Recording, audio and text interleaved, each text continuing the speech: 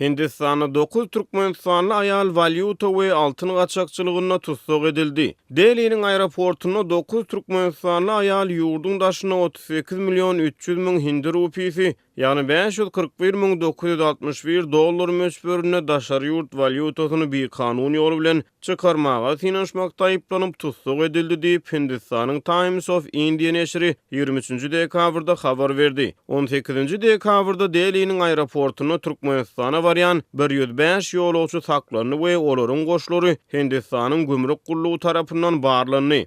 Hindi gümrük gullugynyň beýanatyna görä saklanan ýolagçylardan 48-si kanuny ruhsat berilen möçberde valyutany ýanlary bilen alyp barýanlyklar sebäpli olaryň ýurtdan çykmagyna ruhsat berildi. Saklanan ýolagçylardan 9 aýal tutsuk edildi diýip Hindi medeniýeti ýerli resmiýlere salgylanyp habar berýär.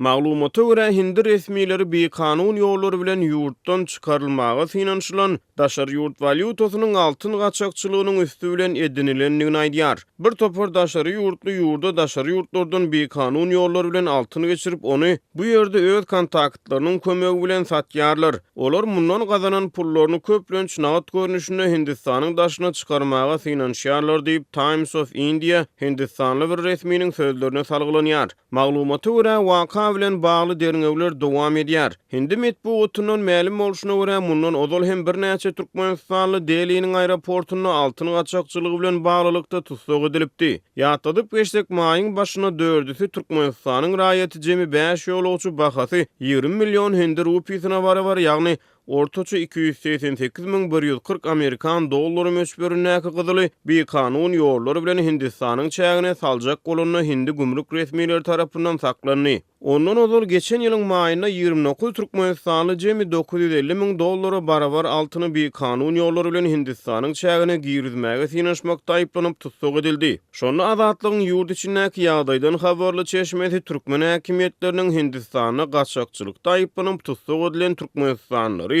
ýurda ekstradisiýa etdirmäge synanyşýanlyklary barada habar beripdi.